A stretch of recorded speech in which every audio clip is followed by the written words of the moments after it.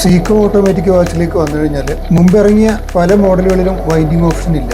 Wind ചെയ്യാവുന്ന വാച്ചുകളാണ് നമ്മളിതിലെടുത്തത്. ഇതിൻ്റെ ക്രൗണിൽ ഈ രണ്ട് വിരലുണ്ട്. സ്പ്രിങ്ങിൻ്റെ ബലത്തിൽ വർക്ക് ചെയ്യുന്നതാണ്. ഇതിലും ഏകദേശം വൈൻഡിങ് ഓപ്ഷൻ കൊടുത്തിട്ടുണ്ട്. സിറ്റീസൺ തുടങ്ങിയ ജാപ്പാനീസ് ഓട്ടോമാറ്റിക് വാച്ചുകളിലും റൊട്ടേറ്റ് ചെയ്യുക രണ്ട് സൈഡിലേക്ക് ആയിക്കഴിഞ്ഞാൽ തന്നെ അതിൻ്റെ റൊട്ടേറ്റർ. ഹലോ, നമസ്കാരം. എല്ലാവർക്കും നമ്മുടെ യൂട്യൂബ് ചാനലിലേക്ക് സ്വാഗതം. നമുക്കിന്ന് ഓട്ടോമാറ്റിക് വാച്ച് എങ്ങനെയാണ് മെയിൻറ്റെയിൻ ചെയ്യുന്നത്, എങ്ങനെയാണ് പരിപാലിക്കേണ്ടത് എന്നുള്ളതിനെ കുറിച്ച് ഒരു ചെറിയൊരു വീഡിയോ കാണാം. ഞാൻ ഓട്ടോമാറ്റിക് വാച്ചിൻ്റെ പ്രവർത്തന രീതികളെ കുറിച്ചൊക്കെ ഒരു വീഡിയോ ഇട്ടിരുന്നു. ആരെങ്കിലും അത് കണ്ടിട്ടില്ലെങ്കിൽ അത് കാണുകയാണെങ്കിൽ ഈ വീഡിയോ അതിൻ്റെ ഒരു കണ്ടിന്യൂഷനാണ്, കുറച്ചുകൂടി എളുപ്പമായിരിക്കും. അതിൻ്റെ ലിങ്ക് ഞാനിവിടെ കൊടുക്കുന്നുണ്ട്. പറ്റണില്ല ഒന്ന് കാണാൻ ശ്രമിക്കാം. കുറച്ചു കാലം മുമ്പ് എല്ലാവരും സ്പോർട്സ് വാച്ചിലേക്ക് തിരിഞ്ഞിരുന്നു. കാരണം അത് ഉപയോഗിക്കാനുള്ള എളുപ്പം, അതിൻ്റെ വിലക്കുറവ്, നമ്മൾ ഡെയിലി വൈൻഡ് ചെയ്യേണ്ട, ഉപയോഗിച്ചില്ലെങ്കിലും അത് ബാറ്ററി കഴിയുന്നവരെ വർക്ക് ചെയ്യും. ഈ കാരണങ്ങളോട്ടൊക്കെ എല്ലാവരും ക്വാർട്സ് വാച്ചിലേക്ക് മാറിയിരുന്നു. പക്ഷേ ഇപ്പോൾ വരുന്നൊരു ട്രെൻഡ് എന്താണെന്ന് വെച്ചാൽ, വാച്ച് സമയം മനസ്സിലാക്കുന്നതിന് പകരം ഒരു ആഡംബര വസ്തുവായിട്ട് മാറിയ ഒരു കാലഘട്ടമാണ്. ഈ വാച്ച് ഇഷ്ടപ്പെടുന്ന ആളുകളൊക്കെ ഇപ്പോൾ ഒന്നിൽ കൂടുതൽ വാച്ചുകളുള്ളവരാണ്. അപ്പോൾ അവരുടെ കയ്യിലൊക്കെ മിക്കവാറും ഒരു ക്വാർട്സ് വാച്ചിനൊപ്പം തന്നെ ഒരു ഓട്ടോമാറ്റിക് വാച്ച്, ഒരു വൈൻഡിങ് വാച്ചൊക്കെ അവരുടെ സാഹചര്യങ്ങൾക്ക് അനുസരിച്ച് വാങ്ങിച്ചു വെക്കാറുണ്ട്. അപ്പോൾ നമുക്ക് ഒരു ഓട്ടോമാറ്റിക് വാച്ച് കയ്യിലുണ്ടെങ്കിൽ അത് എങ്ങനെയൊക്കെയാണ് അത് കാത്തു സൂക്ഷിക്കേണ്ടത്, എങ്ങനെയാണ് അത് പരിപാലിക്കേണ്ടതെന്ന് നോക്കാം. നമുക്കറിയാം, ഓട്ടോമാറ്റിക് വാച്ചുകളൊക്കെ വൈൻഡ് ചെയ്ത് വെച്ചിരിക്കുന്ന ഒരു സ്പ്രിങ്ങിൻ്റെ ബലത്തിൽ വർക്ക് ചെയ്യുന്നതാണ്. ഒരു ദിവസത്തിലധികമൊക്കെ വെറുതെ വെച്ചിരുന്നാൽ എടുക്കുന്ന സമയത്ത് വാച്ച് നിന്ന് പോയിട്ടുണ്ടാവും. നമ്മൾ ചിലപ്പോൾ ആഴ്ചയിൽ ഒരിക്കലൊക്കെയാണ് ഈ ഓട്ടോമാറ്റിക് വാച്ച് ഉപയോഗിക്കുന്നതെങ്കിൽ എടുത്ത് നോക്കുമ്പോൾ വാച്ച് വർക്ക് ചെയ്യുന്നുണ്ടാവില്ല. ചില വാച്ചുകളൊക്കെ നമ്മൾ എടുക്കുമ്പോൾ തന്നെ ആ കൈയിൻ്റെ മൂവ്മെൻറ്റിൽ വാച്ച് വർക്ക് ചെയ്യാൻ തുടങ്ങിയിട്ടുണ്ടാവും.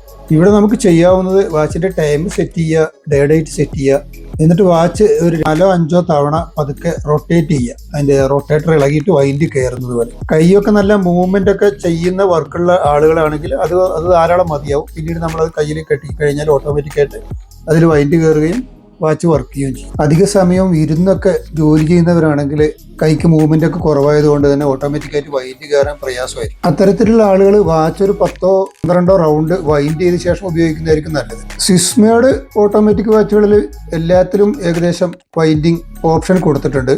അതുപോലെ തന്നെ സിറ്റീസൺ തുടങ്ങിയ ജാപ്പാനീസ് ഓട്ടോമാറ്റിക് വാച്ചുകളിലും വൈൻഡിങ് ഓപ്ഷൻ ഉണ്ട്. സീക്കോ ഓട്ടോമാറ്റിക് വാച്ചിലേക്ക് വന്നു കഴിഞ്ഞാൽ മുമ്പിറങ്ങിയ പല മോഡലുകളിലും വൈൻഡിങ് ഓപ്ഷൻ ഇല്ല. എന്നാൽ ഇപ്പോൾ വരുന്ന ഒട്ടുമിക്ക മോഡലുകളിലും വൈൻഡിങ് ഓപ്ഷൻ ഉണ്ട്.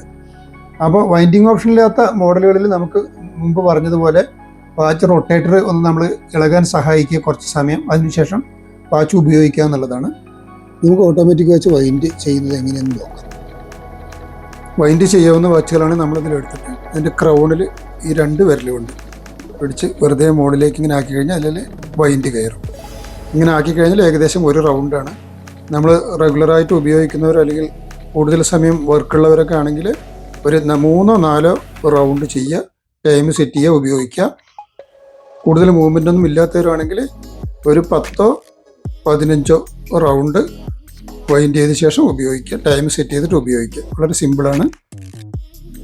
സീക്കോ പോലുള്ള വൈൻഡിങ് ഓപ്ഷൻ ഇല്ലാത്ത വാച്ചാണെങ്കിൽ നമ്മൾ വാച്ച് എടുത്തിട്ട് വെറുതെ ഒന്നിങ്ങനെ റൊട്ടേറ്റ് ചെയ്യുക രണ്ട് സൈഡിലേക്ക് ആയിക്കഴിഞ്ഞാൽ തന്നെ അതിൻ്റെ റൊട്ടേറ്റർ കറങ്ങുന്നുണ്ടാവും.